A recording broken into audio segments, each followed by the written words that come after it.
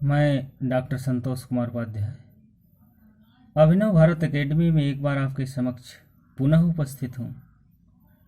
आज मैं शीत युद्ध की समाप्ति के अंतर्राष्ट्रीय राजनीति पर प्रभाव का अध्ययन का वीडियो लेकर आपके समक्ष उपस्थित हुआ हूँ, क्योंकि शीत युद्ध की समाप्ति के अंतर्राष्ट्रीय राजनीति पर क्या प्रभाव थे। शीत युद्ध की समाप्ति के वर्षों 1985 से 1991 में अंतर्राष्ट्रीय राजनीति के तनाव केंद्रों में कमी आई और कुछ संकटपूर्ण समस्याओं का हल खोजना आसान हुआ। ईरान इराक युद्ध की समाप्ति 1988, अफगान समस्या का समाधान 1988, नामीबिया की स्वतंत्रता 1988, कुवैत को मुक्त कराने 1991 में संयुक्त राज्य अमेरिका और सोवियत संघ ने मिलजुल कर कार्य किया और संयुक्त राष्ट्र संघ प्रभावी भूमिका अदा कर सका।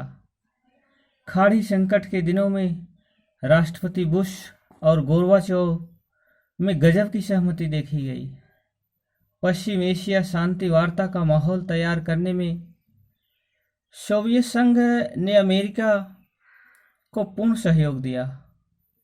शांति वार्ता में भाग लेने के लिए सीरिया को राजी करने में सोवियत पहल काफी सहायक सिद्ध हुई, क्योंकि कई वर्षों से वह सीरिया को हथियार सप्लाई करता था। शीत युद्ध की समाप्ति वाले परिवेश में ही दोनों महाशक्तियों के मध्य INF संधि हस्ताक्षर संभव हो सकी। यह संधि टकराव की संधि में विरोध को सहयोग में तथा संदेह को विश्वास में बदलने का प्रयास है।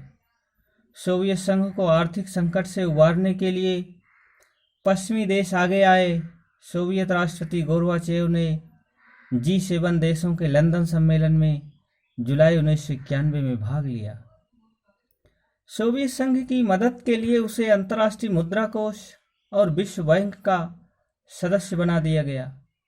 इसके अलावा G7 को सोवियत संघ में यातायात, कानूनी और बैंकिंग प्रणाली स्थापित करने तथा ऊर्जा एवं खाद्य उत्पादन बढ़ाने में भी पूरी तकनीकी सहायता देने का वचन दिया। शीत युद्ध के अंत के समय ही सोवियत संघ का अस्तित्व भी समाप्त हो गया। 26 दिसंबर 1991 को सोवियत संघ की सुप्रीम सोवियत ने अपने अंतिम अधिवेशन में सोवियत संघ को समाप्त किए जाने का प्रस्ताव पारित कर दिया और स्वयं के भंग होने की घोषणा कर दी। इसके साथ ही 70 वर्ष पुराने सोवियत संघ का अंत हो गया। गोर्बाचोव ने तथाकथित परमाणु बटन या ब्रीफ केस रूसी नेता बोरिस येल्त्सिन को सौंप दिए। विश्व के अनेक नेताओं ने गोर्बाचोव की ऐतिहासिक दृष्टि और अपने देश में उदारवादी और लोकतांत्रिक नीतियां अपनाने के वास्ते काफी सराहना की। गोर्बाचोव द्वारा सत्ता का अंतिम हस्तांतरण जिस शांतिपूर्ण ढंग से किया गया, जिसकी समूचे विश्व ने प्रशंसा की, विशेषकर एक ऐसे देश ने जहां अतीत में सत्ता हस्तांतरण राजनीतिक दांवपेचों या सशस्त्र सेनाओं के माध्यम से हुआ हो, वर्तमान और भावी इतिहासकार यह कलमबद्ध करेंगे कि मिखाइल गोर्बाचोव ने एक जटिल व्यवस्था में न केवल लोकतांत्रिक सुधार शुरू किए, बल्कि वे अपने देश में लोकतंत्र के उद्देश्य के लिए राजनीतिक शहीद भी हो गए। अंतर्राष्ट्रीय स्तर पर गोर्बाचोव को पूर्वी यूरोप में स्वतंत्रता का मसीहा, जर्मनी के एकीकरण का नायक स्वीकार किया जाता है। उन्होंने शिखर वार्ताओं और संवाद द्वारा राष्ट्रों के बीच दूरियों को पाटकर अंतर्राष्ट्रीय राजनीति को तनाव रहित बनाने का प्रयत्न किया।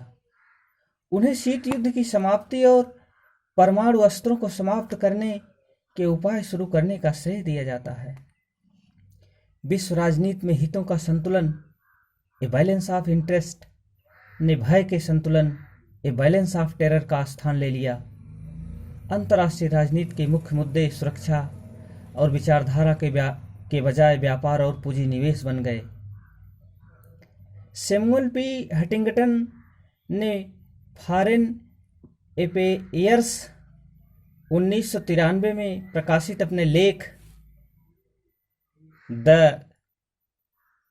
क्लास ऑफ सिविलाइजेशन में यह अंकित किया कि शीत युद्ध के अंत के बाद सभ्यताओं का संघर्ष भविष्य की विश्व राजनीति में अपना वर्चस्व स्थापित करेगा। शीत युद्ध के बाद की दुनिया में लोगों को विभाजित करने वाला तत्व सांस्कृतिक होगा, न कि वैचारिक, राजनीतिक या आर्थिक। शक्ति का बहाव अब पश्चिमी दुनिया से गैर पश्चिमी सभ्यताओं की ओर होगा। तो इस तरीके से शीत युद्ध की समाप्ति और अंतर्राष्ट्रीय राजनीति पर प्रभाव के इस वीडियो के साथ यहीं तक आपके समक्ष हम पुनः उपस्थित होंगे। धन्यवाद।